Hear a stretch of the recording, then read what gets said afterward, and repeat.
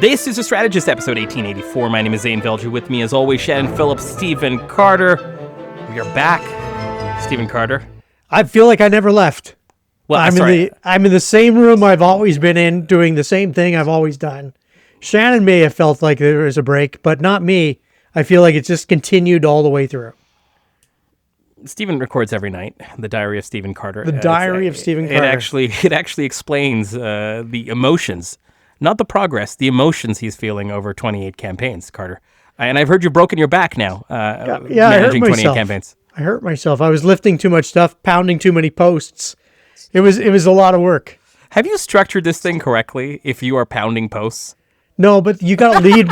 You got to lead with by example, right? There's leadership by example, which means every once in a while you got to go pound some posts and plant some signs and deliver some flyers. I think that's wrong, Shannon. Is that wrong? I think at a certain point you don't have to do that. Yeah, no, you're not supposed to be doing that if you're actually running campaigns. Well, thank you. I mean, you guys being the experts and everything, that makes me feel bad. I don't know. I think Shannon Phillips' batting record in politics might be a little bit higher than yours. She's run like 2 campaigns. Maybe 3. I won 3 with my name on the sign, but I've been involved in a lot more. Okay. Why would you not just take the gift to pound Stephen a little bit more? Yeah, I'm just saying. She By the won way, 3. I do want to mention. Just wondering if Stephen would win any with his name on the sign.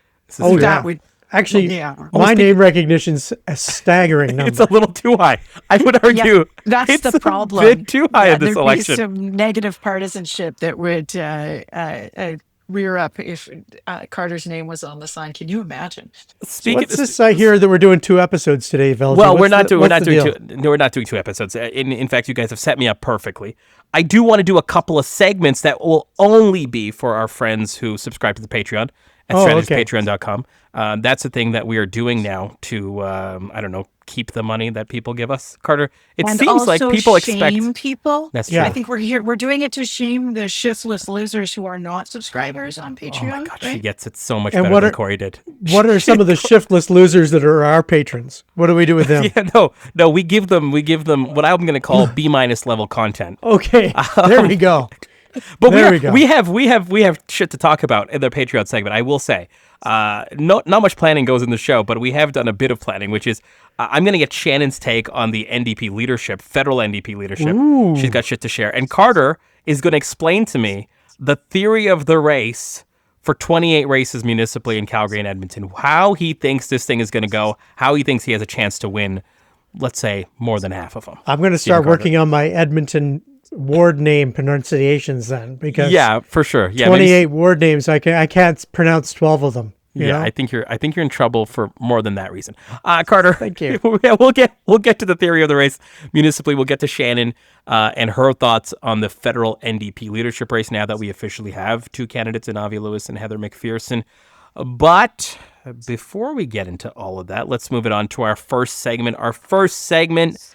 Not all labor is created equal. Guys, I want to talk about 2 strikes. We talked at length about the CUPE strike with flight attendants, but we've got this potential strike with the Alberta Teachers Association here in Alberta, and then the postal workers, in their response to the government, have now gone on strike. And I want to start with a very top-line question. We can get into the details of both of these.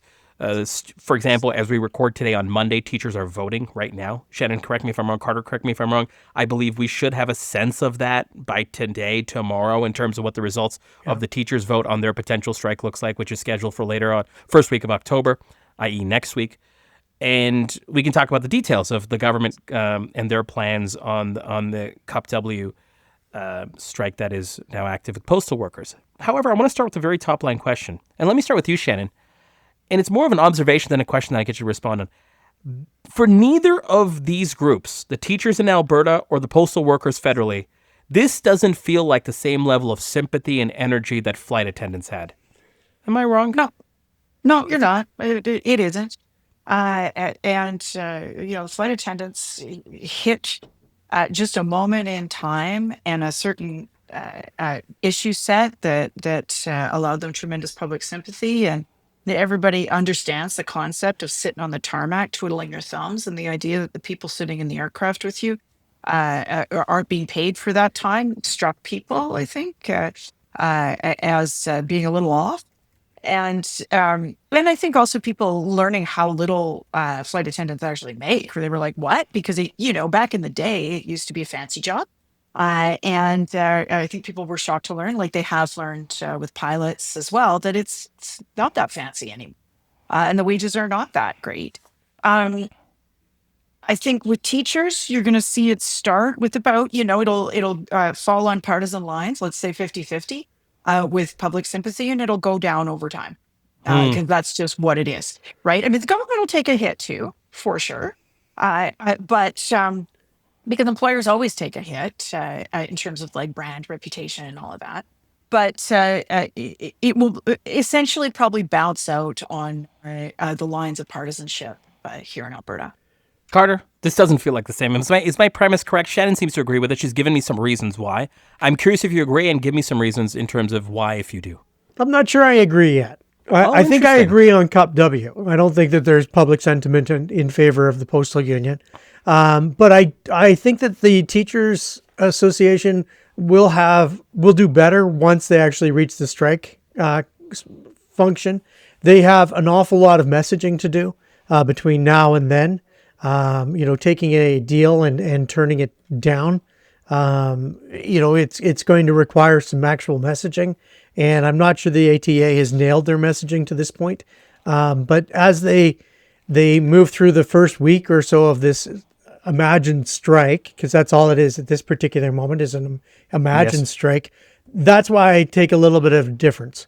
It may work out to be exactly as Shannon said, but right now I still think that because it's in the land of the imaginary, the ATA still has the opportunity to kind of go 60-40, 70-30 in support, and then it will drop as it continues on. You guys both agree on the drop, but you don't agree on where the current sort of peak might lie. Shannon, jump in here. I think the reason why I'm a little less bullish than I might otherwise be is there's been disturbance in the force internally with the ATA, right? Like the chair of the bargaining committee, I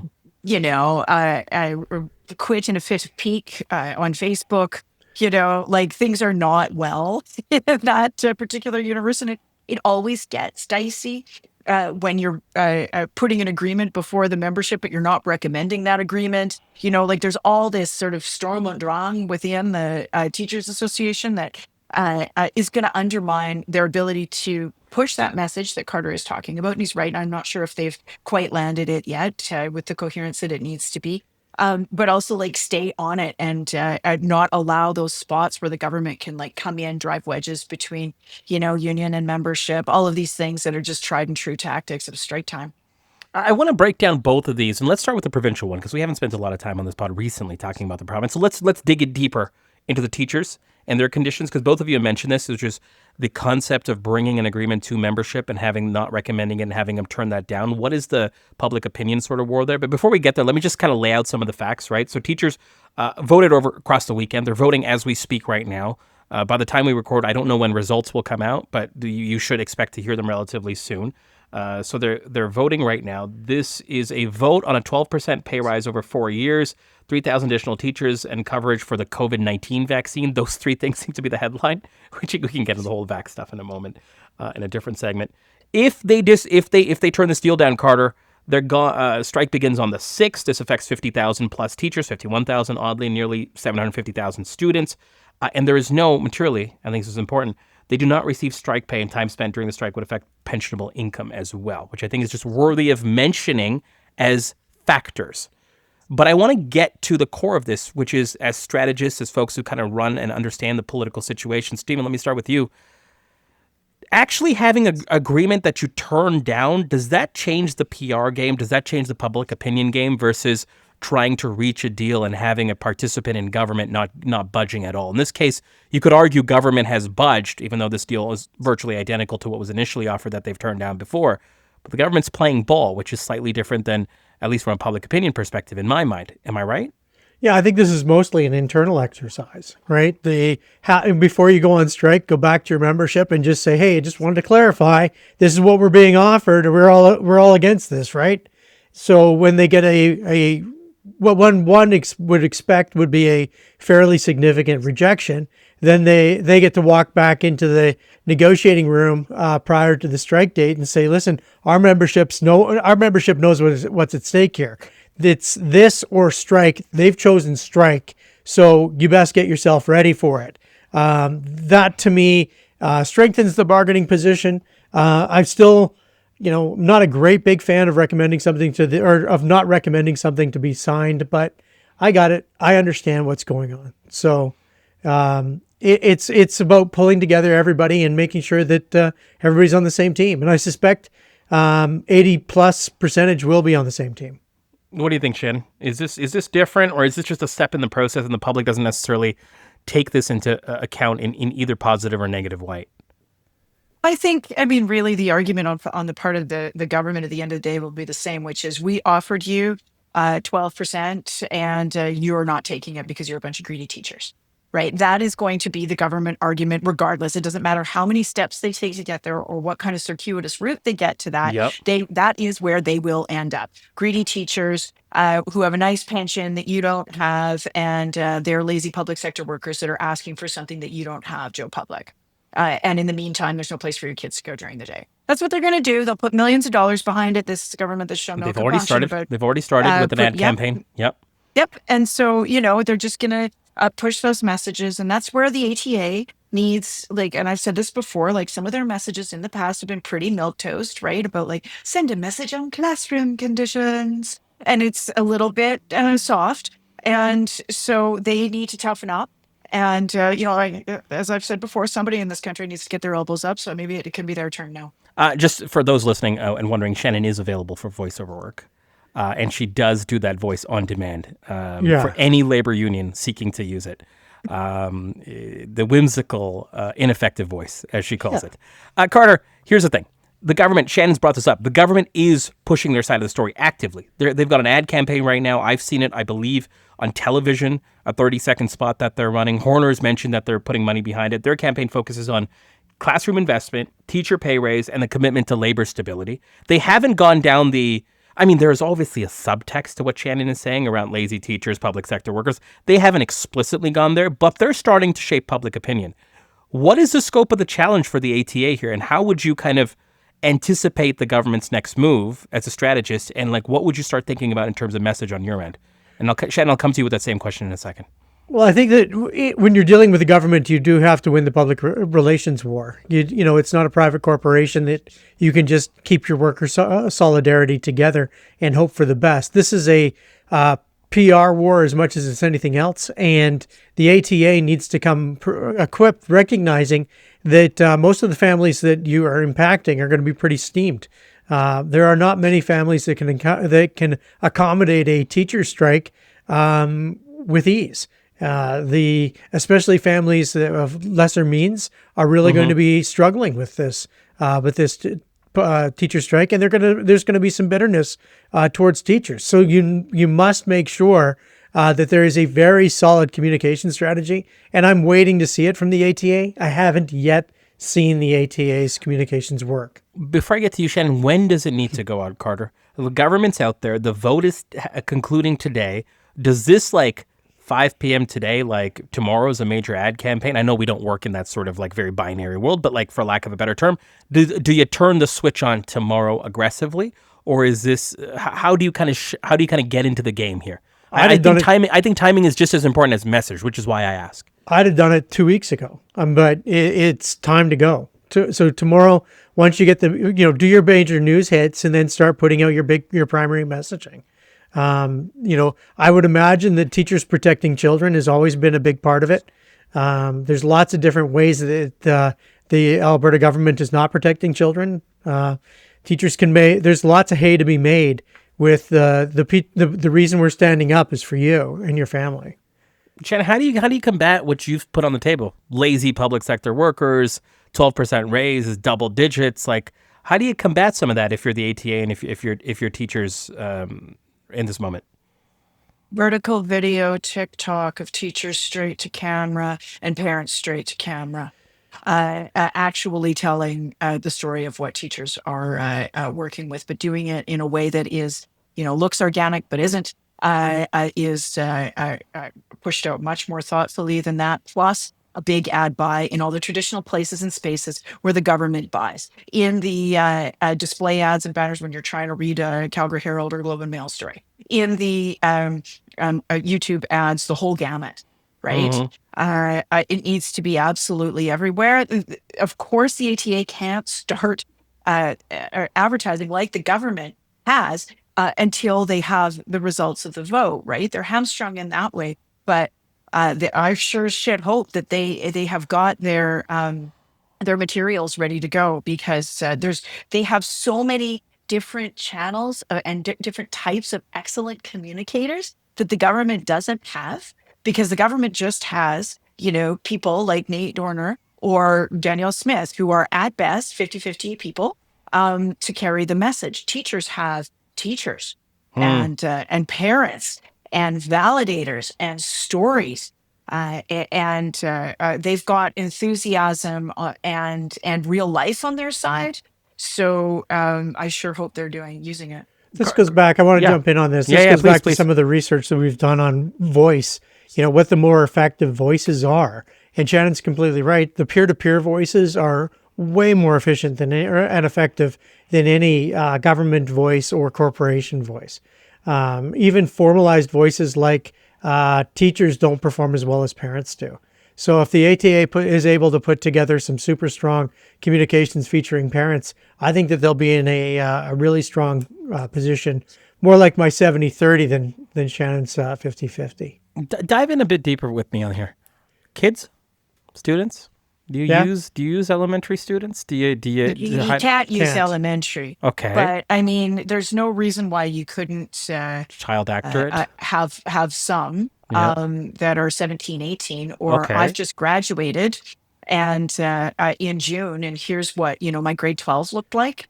That's an avenue that's open to them. I got a kid who's an actor and member. Yeah, bring it, ATA. Yeah, we're getting into the weeds here, but I think purposely, which is one of the notions that is often used on the teaching side, on the education side, Carter, is child talent, voiceover talent, acting talent. Would you advise that in this moment, or do you just skip any of the produced spots, any of the produced content, and you say, let's go straight to, even if you're scripting parents, go straight to people who are actually affected by this? I don't think that scripted kids would be, like talent kids would be heard. I think that real ones might be. Real parents will be heard more than scripted children, personally. But I mean, it'll be interesting to see what tactics they pull out and if there's something that really works. I mean, sometimes kids' voices work. Sometimes it really would depend on the copy choices and the utilization, right? A child's voiceover that changes from being a child to being an adult and what it means to be educated in this world might be really interesting. Do you play on nostalgia? Like, I know I'm asking you questions without polling and any of these things, but I'm kind of curious where instincts are. Do you play on the fact that many folks in this province have been products of quality teachers, have been products of a system that these teachers teach in? Or do you feel like it's acutely about this moment in time? Do you try to bring people in with what their experiences may have been decades ago? I think that people don't think that their education experience is as good right now as it was when they were kids. Interesting. So I'm not sure that I'm going to go back and do it that way. But I don't know. That would be an interesting data question.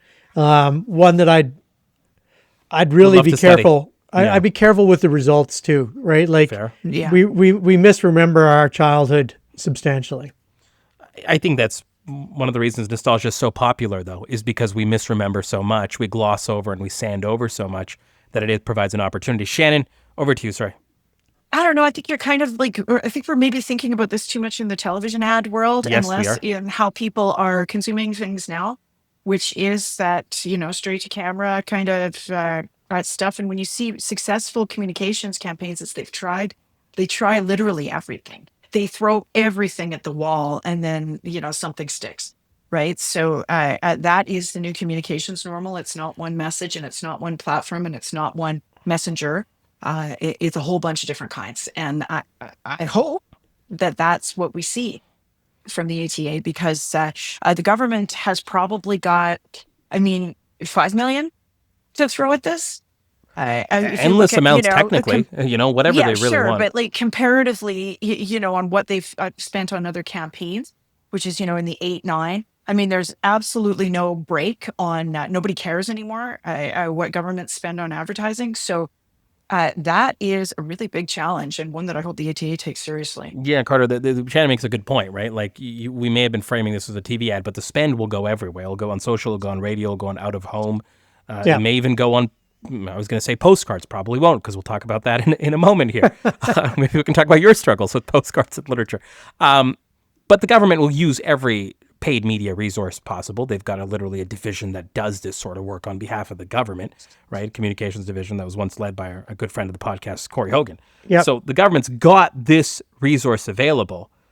What is a risk that the ATA runs here then? Both in terms of either the spend, the message, the timing, the framework. Like, what's the biggest risk that they end up, let's just say over the span of the next week? Well, I think the biggest risk is that everybody, is tired of strike actions, right? We're tired by the Canada Post or Canada Air Canada strike. We're tired by Canada Post. We're tired by the teachers. Everybody's going on strike, and what am I getting?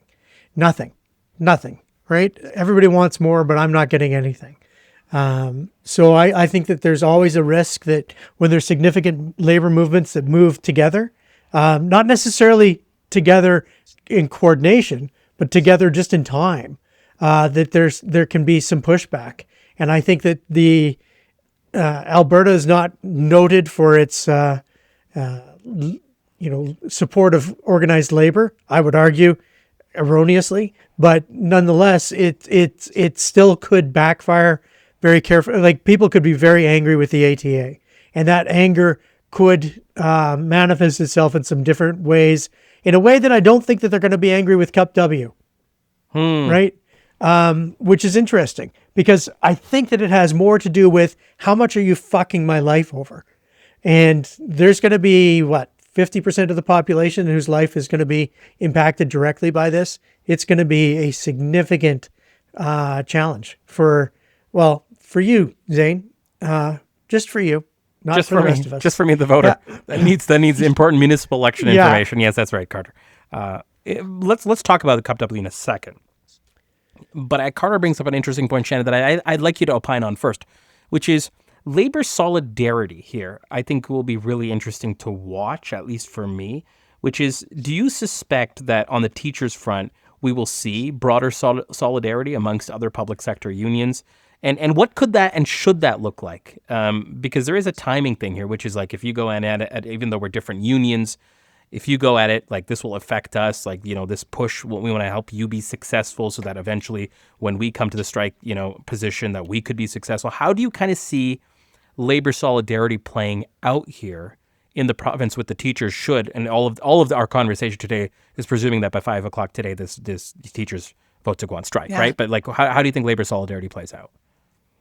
I don't know if it matters too much beyond what is the usual thing, which is, the other unions show up to the big rallies and they wave their flags and they are, quote unquote, in solidarity. What does that mean? Well, sometimes it can mean helping out, shoring up strike funds or other legal defense funds, this kind of stuff, because sometimes things can get spicy either in the courtroom or on the picket line, and you need lawyers. And that's what the House of Labor is for, and that's what labor solidarity is for. Now, ETA are not formally affiliated to the Federation of Labor or to the CLC, but I don't think you're going to see the broader House of Labor absent themselves from the picket line. I think they will be there in solidarity. And similarly, if AUPE had the Government of Alberta workers had rejected that deal that they, in fact, accepted with 51%, if they were on strike, you would have seen a similar thing coming from the ATA or the broader labor movement. What does it mean in practice? Not a whole hell of a lot,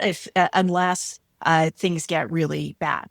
Right? And then you will see some of the financial pieces come together, or donations to strike fund, that kind of thing. Carter, final sort of strain of thinking here, which is help me develop the government's escalation plan here from a comms perspective. Right, from a labor negotiation perspective, we can leave that aside for a moment. But from a comms perspective, I mentioned earlier they've gone with this, investment in classrooms, teacher pay raise, commitment to labor stability, a strong classroom investment as like their broader sort of theme. They've got 50,000 teachers. In some ways, you could look at the teachers that Shannon mentioned in two ways. That's 50,000 incredible spokespeople for the teachers' cause, but you only need to peel off a few of them after they don't get, there's no strike pay here. There's no sort of like this can impact pensionable income. Does the government try to poach teachers on the other side of this argument? Does the government not do that? How does the government escalate this meaningfully in their public opinion war that we anticipate that they probably will in some way? I would imagine more poaching parents than poaching parents, right. teachers. I think that the parent is going to be a very, very powerful vehicle, and there's going to be a lot of parents who are outraged. And it won't be the government saying, okay, let's put you in our ads. What it's going to be is the government connecting them to media. Correct. Right? Yeah, the government will just... Or be loud on social or do something. Oh, yeah. About it, just they'll find a loud voice and push them off to media, and media will cover them. And that's probably the way that the government will wind up doing it. I don't think that teachers will necessarily be valued spokespeople for the government. I don't see a teacher standing up and saying, I'd be happy with 12%. Not because there wouldn't be a lot of teachers who will be happy with 12%, but because I just think that it's just not the spokesperson that's going to drive the government message the best. So you anticipate this being a parent tug-of-war, in a sense, this next couple of weeks. Shannon, do you agree with that? And then give me your thoughts on what the government escalation should or could look like here. Yes, I agree. And the reason for it is that the government already has parent spokespeople in the form of these people who have been like super doing agita on the trans issues of, yes, people playing sports and the book bans and all this other, they have these groups that are already activated and more activatable, right? So you're going to get a bunch of different sort of, maybe not entirely above board actors that are going to all of a sudden be, anti-union spokespeople. You also have school board election at the same time. And so advantage who on that? Parents teacher side? I think it depends. I think it depends on the local politics, frankly, and whether you have a bunch of incumbents, whether you actually do have some energy coming from that far right, anti-trans, super, amped up, gender and sex ideology people who would come and scream at me in electoral forums in 2023. Those people, like in some areas, are like storming the ballot box and are going to have a presence on school boards. In other places, they're not a factor. So, that whole issue of being in the latter 2 weeks, essentially, of school board campaigns is also going to have an effect, even though this is centralized bargaining. Carter, Shannon brings up a very fascinating point, which is a municipal angle here. Oh, yeah. What's the pathway for someone running for municipal office to take advantage? Actually, let me just use that term because we are talking, political strategy here, to take advantage of this situation for their own candidacy. How do they do that, and how do they risk doing that poorly, in your mind? Well, I mean, I would declare myself for one of the sides, right? You would. Which side do you think is going to be the most powerful side? I'm with teachers, right? I'm with the government. 12% it would be enough for me. Would you get loud on this as a municipal sort of? It doesn't even have to be school board trustee. Maybe this is hitting too close to home for you. But would you get loud as a mayoral candidate on this? Wouldn't play in the mayoral race, but it would totally play for the council race. I would stand up at every forum for school counselor and say, I'm running for the teachers. I'm with the teachers, or I'm with the government. 12% would be enough for me. It should be enough for teachers. Walk me through your thinking on why this does not play at the mayoral. Obviously, the issue set, but is this not a proxy for taking on the Smith government in some way? Why do you not think this plays on a municipal mayoral level for either of our two major cities, for example? I think that it just confuses things too much with the fact that there's a provincial election for school trustees, right? Like the school trustees are being elected at the same time that you're being elected. Are you running for school trustee, or are you running to be the mayor of Calgary or the mayor of Edmonton? And I would probably say that, you can take a punch at Danielle Smith on this, but it's going to look totally different than, I'm for the teachers or I'm for the union. I would imagine it would be, I'm for order, right? I'm for this being solved. Danielle Smith can't solve problems. She's a problem creator. Ergo, this is why we're facing a strike situation. So it's a very different, you could do it that way, Zane, but you wouldn't want to go in it as I'm for the teachers or I'm for the government. Shannon, any final thoughts on what the teachers face? Let's use it between the period of now till when the strike date has been announced, October 6th. Is any recommendations, thoughts, final thoughts on this? We'll probably revisit it between now and then, possibly, but I'll let you get a swing at that. And Carter, you too, before we move to Cup W. Well, I would say that given that there are school board trustees on the ballot across the province, and one of the main things that they talk about when they have bring together an election platform is how am I going to advocate for this area, this geographic space, this number of students, what have you. I would be putting it to them. And who votes in school board elections? Well, probably old people, generally speaking, parents to a certain extent, but not necessarily, and teachers and school staff. They vote for school board trustees. So I would be using this to talk to people via that and definitely make sure that you've got strong candidates, incumbents, saying all the right things and making all the right noises on this. Carter, let's move it on to the federal fight, Cup W. They went on strike 4 days ago following the government's announcement of major reforms. So the government wants the end of home delivery, closure of rural mail outlets. They want to bring back the Harper-era community mailboxes, which were paused and then, actively, the Liberal government actively campaigned on that. Will end the Harper-era community mailboxes. Well, the Carney government is saying, bring that shit back to make these major reforms. You guys are effectively insolvent here. This is after 2 years of negotiations. The union has rejected the 13% wage increase, demanding 19% instead. So we find ourselves here. Carter, give me the top line. Advantage government, advantage Cup W. Who would you give it to? I think the advantage is government because I just don't think that people check their mailboxes every day. I don't think that people are thinking, oh, today's the day I'm going to get my check. There was a time when, I would run to the mailbox because I wanted to get a check from one of my clients. Now I just go online and I check and my bank account went up. Things are good. My bank account went down. Things are bad. It's all online. There's no need to run to the mailbox to try and find a check in your mailbox anymore. The only thing that comes in your mail is unaddressed ad mail, which are flyers and brochures and things that you don't care about. Many of our listeners have probably put "no flyers, please" on their mailbox, which actually reduces Canada Post's ability to make a profit. You don't need it. And on top of that, so Canada Post has redeveloped itself into a flyer delivery service and a parcel delivery service. And the parcel delivery service can be extremely profitable. Take a look at, I don't know if you're familiar, Zane, there's this company called Amazon. They deliver from A to Z. It's very, very big in the US, very big. But there's all kinds of other companies as well that are shipping their stuff directly to you. You don't have to go to them anymore. And so if you have those things coming directly to you, a community mailbox with actual parcel boxes so your shit doesn't get stolen off of your deck is a super important thing. So I think that most people are going to be on the side of Canada Post and the government.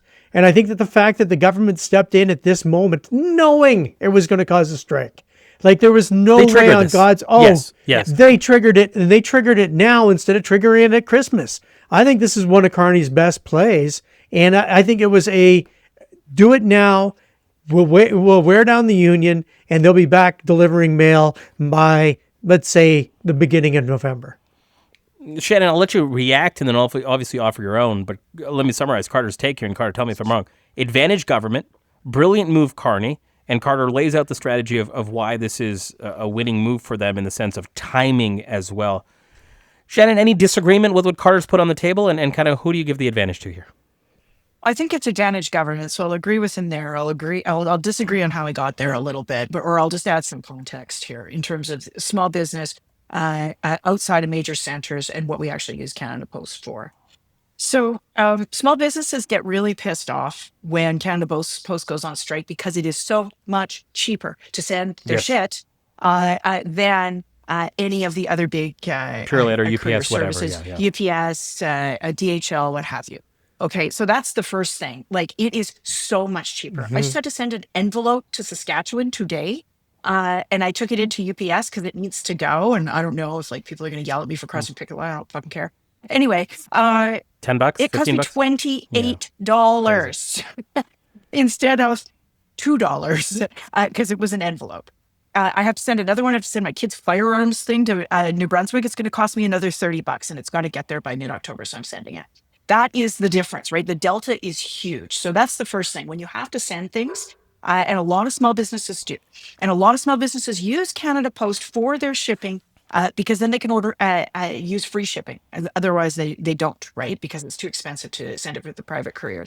The second thing is it's not just the rural and remote; it's also the smaller cities where you're not going to get that last mile, or like smaller towns, right? So it's like they are, out there, but it's basically outside of the big cities. Oftentimes, you need Canada Post for that last mile, and that's to say nothing of the actual rural and remote, like up north, right, where they use Canada Post for all kinds of reasons, and their community post office for all kinds of reasons. So that's the second thing. And the whole thing is just fucking sad. Can we just admit that this whole story is just so sad? Because it's ultimately, we don't have a government that gave the Crown a mandate to restructure itself for the current reality, where there's all kinds of business cases for this particular publicly owned mail and delivery service. Having someone deliver the mail to my mailbox every day. I'm part of those 4 million Canadians who still have door-to-door mail service. Not particularly certain I need it, quite frankly. But there are ways to make sure that this Crown service for a massive fucking country, with a lot of rural and remote need and a lot of small business need, actually has a service that is updated for the modern times. And on both sides, and I hate to both sides this, but I mean, come on, right? It's just been one thing after another. And frankly, I think the voters need to say to the government, like, restructure this thing. Don't walk away from it. But keep this thing as a Crown and a public service. That is the ultimate outcome that should happen. I don't know if it will. I want to pick up on that in a second. Carter, do you still get mail to your door? Still get mail to my door, yes. I think all three of us do. Because Carter, you and I are very close to each other. And Shannon, you just mentioned you did. Yeah. So, and I almost feel the same way as Shannon, which is like what a luxury, right? Like in some ways, which is it's kind of crazy, especially when I go visit my mom and she has to, go across the street every day, and it's just across the street. It's fine, right, for the most part. But it is interesting in terms of this like snapping back to a new reality, which kind of brings me to this, Carter, which is there any way for the union to kind of meet the moment from a messaging perspective? Because as our friend Corey Hogan would say, all problems manifest as communications problems ultimately, but there are more structural problems certainly here, right? Like I'm understating it. But is there any way for them to temporarily meet the moment so that they still survive? Because I don't think people realize that Canada Post leaving and saying bye-bye is a potential like pathway. There is that door that exists here, which is Canada Post says goodbye in some meaningful or fundamental terminus way, Carter. So what can the union do here is a simpler way of me asking my question with the background I've just kind of given.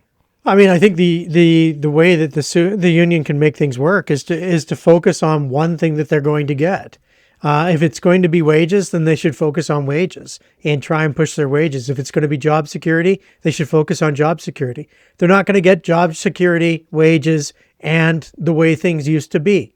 They're going to get a new reality. So my view would be those people who are working in Canada Post, who have, who are going to be working in Canada Post anyways, the warehouse workers, the people, the front line mailbox delivery crew, the poor guy who goes to my door every day, he's going to be delivering to postal boxes or community mailboxes 3 times a week, not 5 times a week. And this has changed before. I mean, it used to have 6-day-a-week delivery.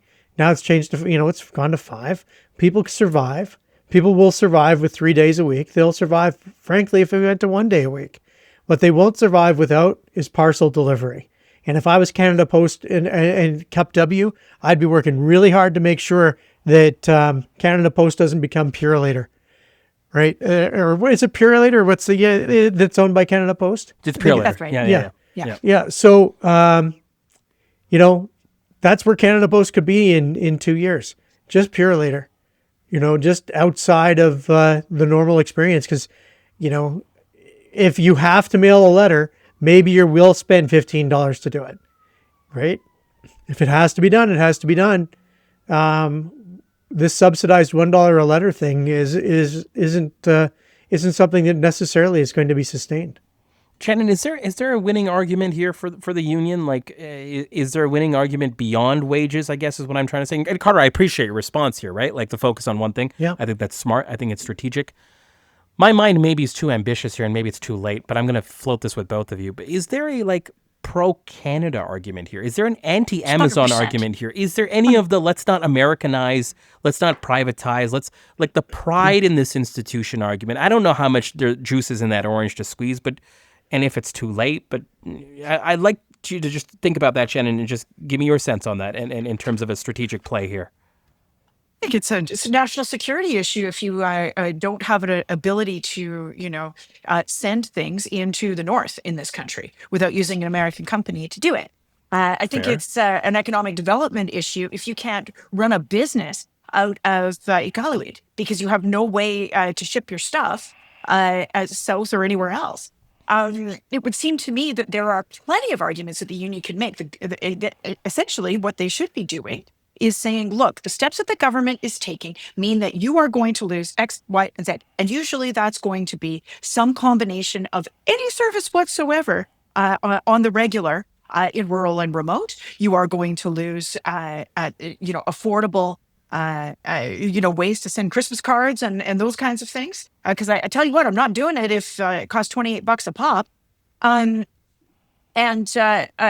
it shouldn't be door-to-door mail delivery. I've seen, people busting out with these arguments. Oh, promised to restore door-to-door in 2015. The Liberals they broke a promise. And it's like, I don't care, right? And I don't think Canadians care that much. There are some Canadians who do, in which case they can sign up for home-based delivery.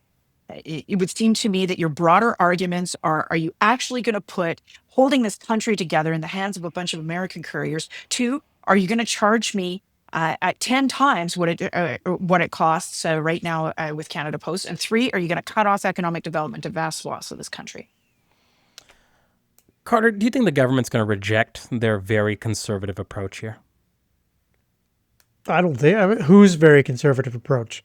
The government's conservative approach? Do Yes, you think the yes. Do you citizens think? are gonna... Sorry, let me argue. Do you think this Liberal government is going to regret their very conservative approach on Canada Post? I don't think so. I think that the fact that Trudeau didn't do it in 2015, 16, 17, 18, right down to 2025, that's the actual regret. Because if you had actually started addressing this 10 years ago, maybe we'd have a Canada Post that's not profitable. I've seen people saying Canada Post shouldn't be seeking a profit. It's not seeking a profit. It's just seeking not to lose handfuls of money every single day, right? Like it is losing a fortune every year, and it is not sustainable. So even the changes that are coming down the pipe are minuscule compared to the size of the overall deficit that has been created by Canada Post operations. So I think the regret is the 10 years that Trudeau did nothing. I'm taken by Shannon's national security frame. I'm taken by her ECDEV frame. These have not been adopted by the union. These have not been kind of necessarily broadcast as the reason Canada Post should exist and potentially, to their sort of advantage, exist the way it is, which is partially what they're trying to argue for in terms of how they want to get paid and what the future of the organization looks like. Carter, do you feel like it's too late for some of these arguments? Do you feel like there's room for some of these arguments here? Where do they fit in your mind? I'm taken by them, but I come with a very different politic than I suspect Joe Public in many ways. Well, I think that this is why the movement by the Carney government was so strong, right? Like the speed with which it happened, and then all of a sudden there's a strike overnight. No one was ready for this. The union wasn't ready for it. The union had just rolled out there. We're not doing neighborhood ad mail anymore. Correct. And, that's where we were at, and you and I were right, discussing and that. we were, and it was impacting my campaigns dramatically. That happened 15 minutes ago. And then all of a sudden, boom, in comes the Carney government. And they're like, oh, and by the way, all these things that we said we weren't going to do in 2015, now we're doing. Boom. And the union said, the union had to go on strike. I don't think there was any choice but to go on strike when that package came down. But still, it's going to be a hard messaging hole to get out of if you're Cup W. Because these don't sound like unreasonable requests by the Carney government. Shannon, last question on this. Friend of Labor, Pierre Poilievre, a new friend of Labor. I don't know if you know this. He loves Labor. He's been so on side. Solidarity forever. And it sounds kind of sarcastic, but like in some cases, private sector, he's rhetorically been on side. Is there a political wedge here for Pierre Poilievre, or does he escape this very easy? Is this like light handcuffs that he can just rhetorically get out of? The fact that he's not chiming in on the side of Labor here. I don't think it matters. That's to the point about the sad state of affairs. There's actually a lot at stake here. This is a pretty serious public policy issue. It's a pretty serious economic development issue. But he could get away with saying very little at all. Carter? And does he get away with saying very little? Who has the ability to hold him to account here? Anyone? Oh, no, I think the Cup W is on an island. I think they really are on an island. They're going to be, and the water is rising. This is where we leave it for the normies until we come back for the over, under, and the lightning round, which I think is going to be quite fun because I've got special materials prepared for fuck that. It. Don't come back for that. No, fuck I will. Put actually, that on the fuck Patreon them. too. You know what? Yeah. Fuck the normies. Yeah, no, fuck the normies. Actually, Yeah. this whole episode, let's do a itinerant Patreon. losers, as I believe how we are going to Oh characterize my God. Yeah. They can reverse their fortunes, though. It's strategistpatreon.com, where we'll record an episode when we feel like it. We'll feel like recording at some point, and then we'll do it, and it will be gold B- content, as the following will be. Let's move it on to our over, under, and our lightning round. Stephen Carter, Shannon Phillips, we have made it. And this is my favorite part. This is not just an Alberta-specific over, under, and our lightning round. This is a Danielle Smith specific over, under, and lightning round. Here's what I want to do. I'm going to give you 4 things our premier has done over the last 2 weeks, or is going to do, based on documents and sources. And I want you to talk about which one of these 4 is the silliest and which one of these 4 is the most strategic. Now, these are all things that we will, between the 3 of us, will hate in the sense of what is going on. But I want you to talk about the silliest and the most strategic. So, Carter, let me start with you first, okay? Danielle Smith wants citizenship status on driver's licenses, announcing that starting in late 2026, Alberta will require all new and renewed licenses and provincial ID cards to include a citizenship marker. She's charging, this one is a little bit old, but it's coming to light now. There is a $100 per dose fee on the COVID-19 vaccine, except for healthcare workers, some seniors, and certain vulnerable groups. The premier has defended this move as a response to the federal government no longer covering the vaccine, and as a way to prevent waste, nothing to do with some ideology related to it whatsoever. So you got thing number 1, citizenship status. Thing number 2, the vaccine admin fee.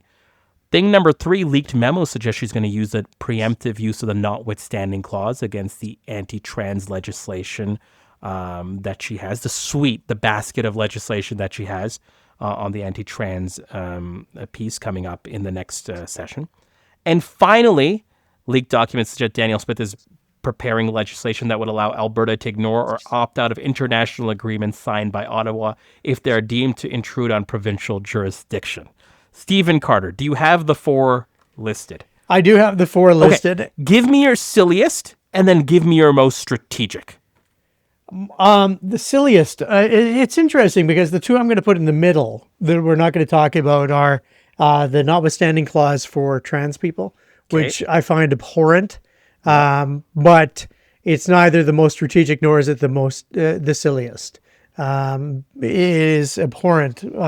But there is an audience for it, and it has some strategic value, but it is not the most strategic. The COVID-19 vaccine is neither the most strategic nor the silliest. it is entirely in keeping with her philosophy. I'm sure she thinks it's part of fiscal responsibility until you have all the people with COVID-19 in your hospitals instead of vaccinated.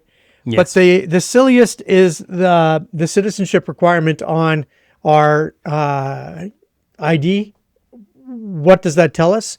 Do we have, are you not going to be allowed to drive a car if you're not a citizen of the United States and have an Alberta driver's license? Like, what is it exactly? I'll give you her quote, which is, or her paraphrase quote, which is, "This will streamline access to services and increase security." That is the government's line on this. What the fuck does that even mean? That's the why it's first the part silliest. sounds- It's absolute bullshit.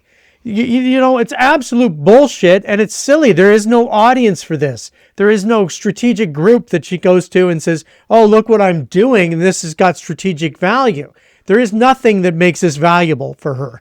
And the most strategic value, therefore, is the the international agreements. Pushing back on those is just another way of fighting with Mark Carney, and this is a new way that she gets to try and define the opposition as the federal Liberals. Okay. So I guess it's good. I'll come back to both of you with a follow up to this, but Shannon, I want to give you the same shot here. The silliest from the bucket and the most strategic from the bucket. Carter's put, notwithstanding and COVID as the middle two, the silliest for him is the citizenship on the driver's licenses, and the most strategic, I think he's saying by default then, is the refusal to accept the federal agreements. What say you, Shannon Phillips?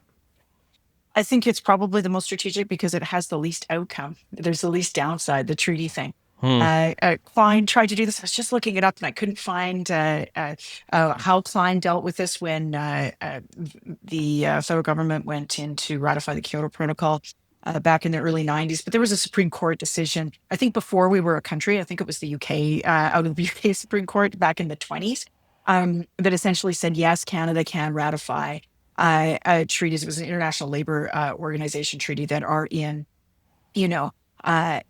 some form of provincial jurisdiction. So this is well-trodden territory. There's no real downside for her going into the House with this. It's just another, bullshit way to waste time in the legislature this fall. So points for that, I guess.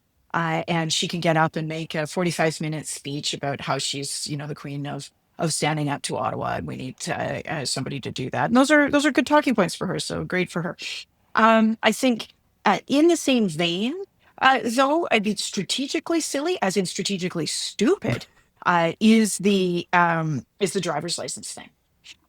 Because first of all, I think it's going to be a boondoggle with the privatized registries. I think I can hear the whining from here. From the registries on the cost, how the implementation goes, all of that. They are a bit of a whining sector anyway. So they will whine, absolutely. Number two, it's not clear to me if you can opt out, because sign me up, I'll be opting out, right? If I need to prove my citizenship, I've got documents for that. Yeah. So I think it'll just piss people off.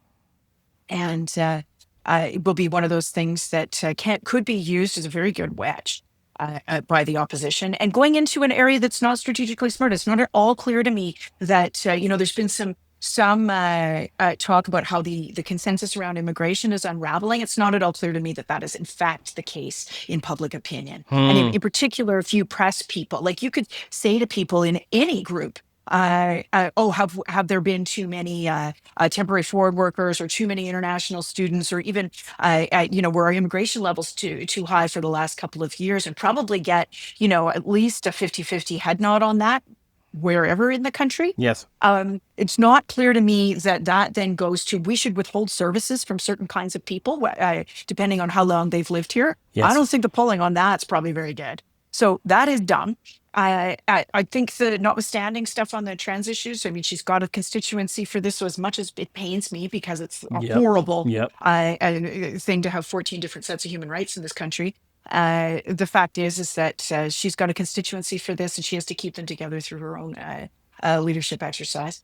And the COVID thing is just, I mean, those of us who want it will pay for it. Unfortunately, that will be too few people to arrest the spread of a new variant, and people like me will continue to suffer if we get more COVID out there. Shannon, let me stick with you for this for last question here, which is, does she repeal any of these? Yes or no question. Essentially, does she walk back on any of these? I guess is the better way. Driver's license, she might. Okay. Give me a grade on the strategic suite of things that she's put out here. What do you kind of think in terms of a letter grade for these 4 things in the last couple of weeks that Danielle Smith has done? 2 of them are stupid, and 2 of them are designed to shore up a base. So I would give it about a B. Carter, does she walk back any of these? And give me a grade. She doesn't walk back anything. I give her enough because I always give her enough. Stephen Carter, consistent if nothing else. That's a wrap on episode 1884 of The Strategist. My name is Zane Velji. With me, as always, Shannon Phillips and young Stephen Carter, shouldering 28 campaigns, breaking his back. And we shall see you next time.